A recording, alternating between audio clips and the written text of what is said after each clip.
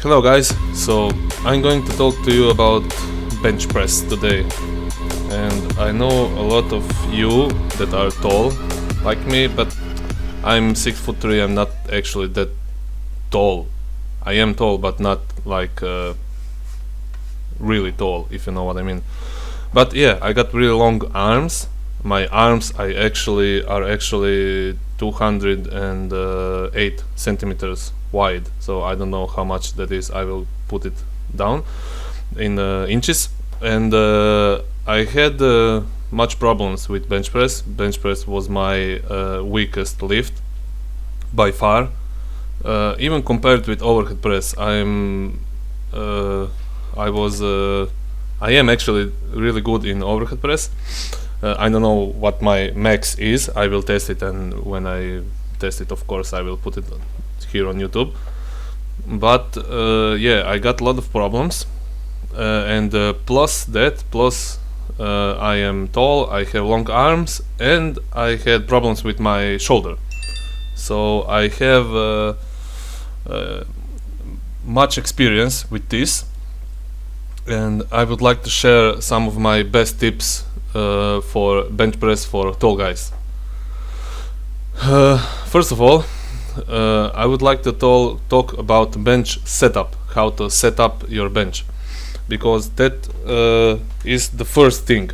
Technique, of course, is the first thing, and that is it. I mean, if you don't have correct technique, you can do a bunch of exercises, you can get big and I don't know what, get stronger, but you won't lift much weight.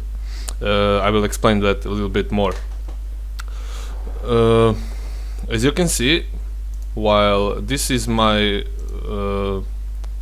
bench press technique, that was my previous bench press technique, you can see how I have very wide, I mean, it is not that wide, but I got pretty wide grip, and you can see that how my elbows go really like they are always flared out when I go down and when I go up. And my scapula, you can't see it here, but my scapulas are like almost like in a leg spread pose. I almost flare them out. I didn't tuck them in, and I didn't flex my traps. I was like almost like doing leg spread, literally. I mean, sometimes I even got lat soreness out of my bench press. So yeah, I got lucky with that because I have pretty good genetics, you can say it like that, because I didn't fuck up my shoulders, excuse me, with this technique. And yeah, and you will see now my second bench press technique, how I really dig in my shoulder blades, and I squeeze my it's kind of hard to explain. I squeeze my lower traps, and I almost like pull my shoulders up into my near to my head, if you know what I mean.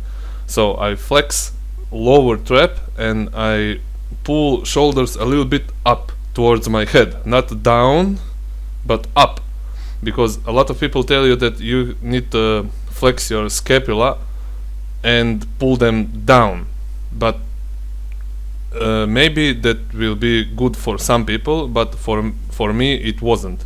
I was stuck at 110 kilo for 5 reps in about forever. I never did it more than that, and my bench press was 122 kilos for I don't know how many years.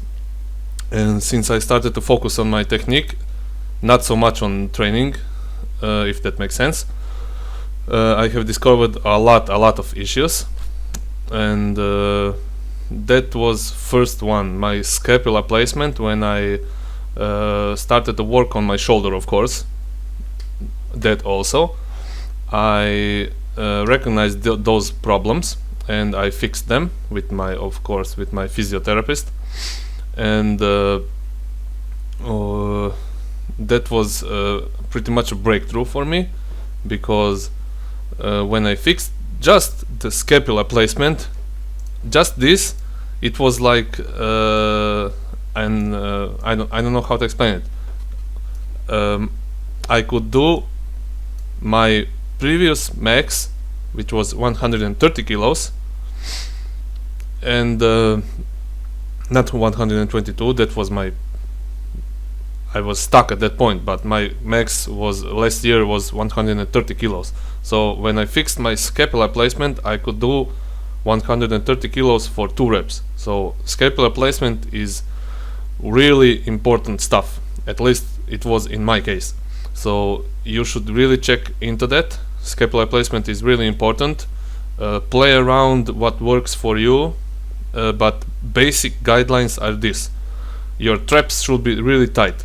So you should be feeling your traps flexing, at least in my case.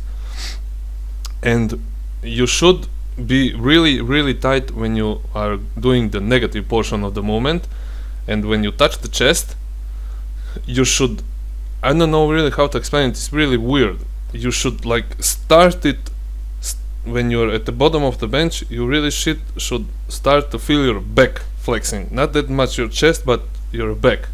That is, of course, at least in my case. So the next thing would be grip width. So as you can see, when I was my previous technique was really wide grip, and I thought that would be better because my chest are really strong, and my triceps was a little bit weaker, and my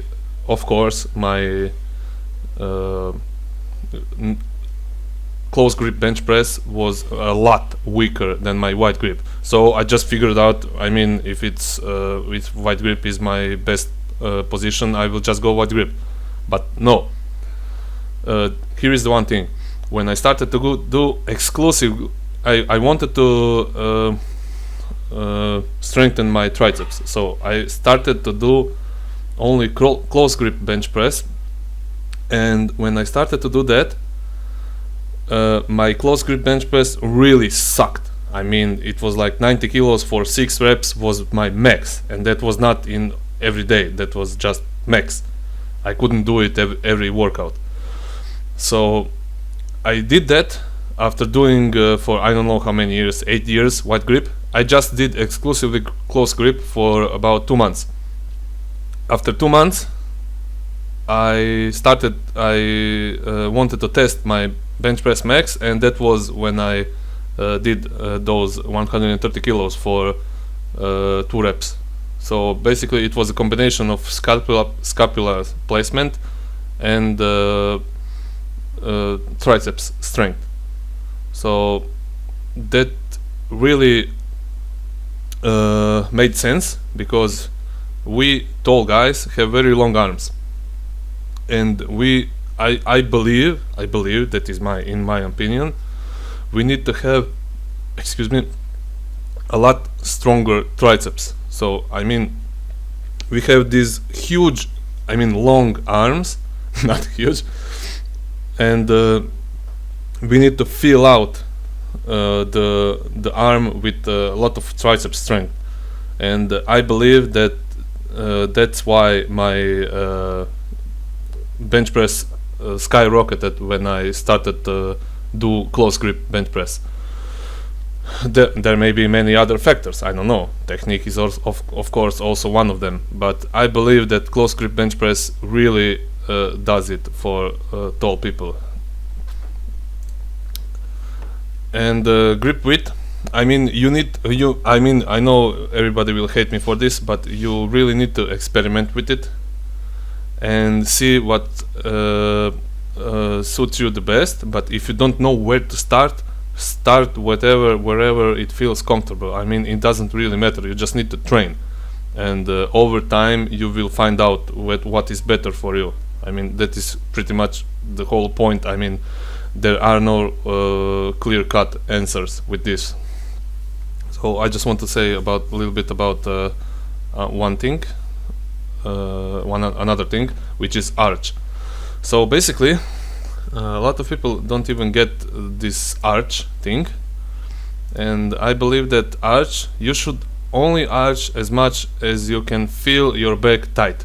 If you know, if I can, I don't know how to explain it better. When you're, you don't, when you start to arch so much, when you don't feel your back engaged anymore, I mean I think that is too much. Bigger arch doesn't mean bigger bench press. If that is the case, a gymnast would have the biggest bench press because they can arch so much, if you know what I mean. It is not the range of motion. The little range of motion doesn't mean bigger bench press in every case. So you need to find out where your strong points are and work on them. Also, next thing is shoulder strength, and this is by far, I believe, one of the most important thing in bench press. I mean, everybody is saying you cannot shoot a cannon from a canoe. So basically, you need, if you have neglected overhead pressing or any shoulder work, I believe that it would be good for you to do shoulders on a separate day, to really hit them hard with I mean, you need to hit them hard, but not with too many exercises. One overhead press movement, one high pull movement like upright row with dumbbells, but really strict, not tossing weights around. High pull, in my opinion, should be really controlled. And some face pulls and rear delt work. I believe that I'm doing the rear delt fly on the bench. I believe that those are really good. So yeah, that's the main points, and also shoulder mobility. If your shoulders hurt, if you have tight shoulders, and if you have problems with shoulders often, you need to work on shoulder mobility. So basically, you need to stretch your shoulders. You should find out with your physiotherapist or on anywhere on YouTube if you want. I don't know. I believe that it is smarter to hire some physiotherapist with shoulder work and mobility work in general, but it's up to you. So shoulder mobility, strength, triceps strength, scapula placement, grip width, arch, and now we're going to talk about foot positioning a little bit. So everybody is talking about the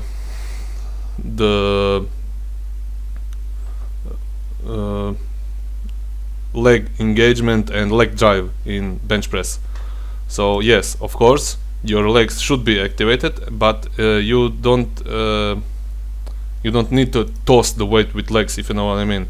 You should be, your legs, your knee should be below your hips. That's the first thing, and that's almost the most difficult thing to do with for us tall guys, because we have such long legs that it is hard for us to actually put the kneecap below our the line of our hips. So you have two options basically. You have to do a lot of dorsiflexion mobility. Basically, that's your ankle mobility, so that you can tuck your legs behind you, and in that way your knees will drop below your hip line.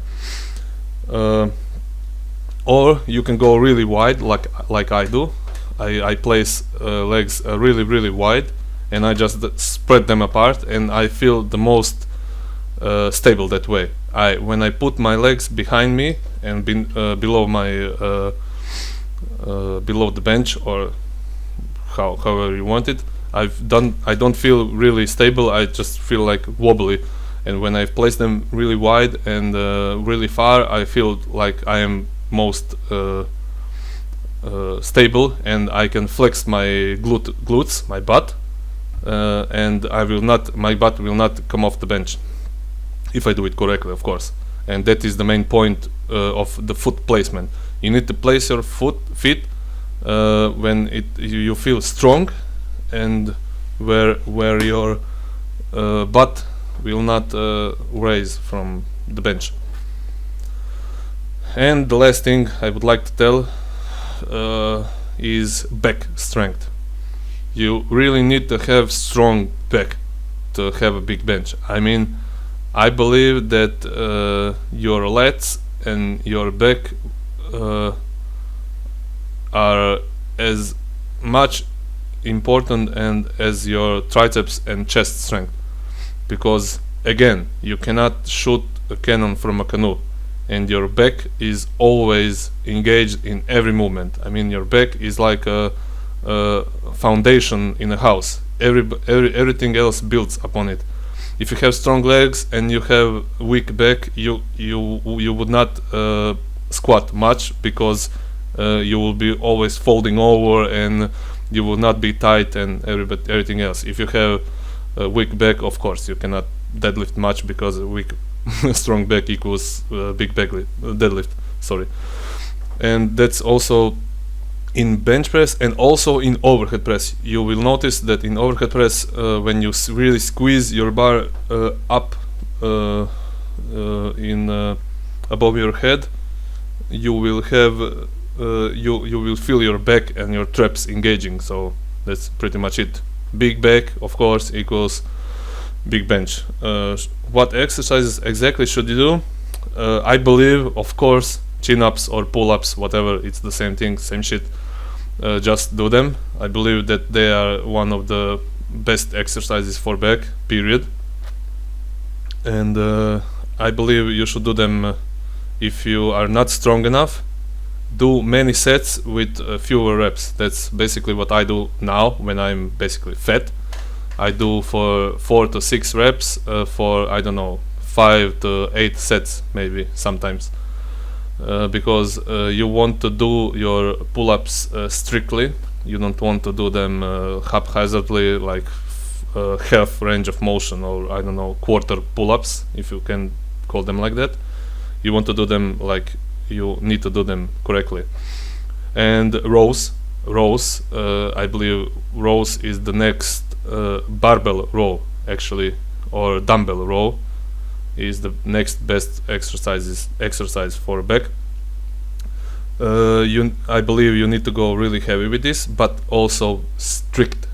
Heavy but strict, not barbell row that will help you in your deadlift, like I don't know, with body English, if you know what I mean. Without any swinging, do your barbell rows or your dumbbell rows. I prefer dumbbell rows because I have noticed that when I do barbell rows, I just swing too much and my lower back gets more sore than it should be, and that affects my deadlift and my squat. So I don't need another heavy movement to tax my lower back, if you know what I mean. So guys, that's pretty much it from me today. I wanted to cover this issue, this video with bench, because I believe that there are a lot of tall people that struggle with bench press, and these are my best tips. Of course, that there are a lot of a million little stuff where you can talk about bench press, but these are kind of most important in my opinion. So yeah, if you like the video, you can actually see that I'm not, of course, English, so you can make fun of my accent or grammar. If you like the video, share, subscribe, do whatever you want, comment down if you didn't like it. And yeah, that's pretty much it. Thank you for listening, and until next time, bye.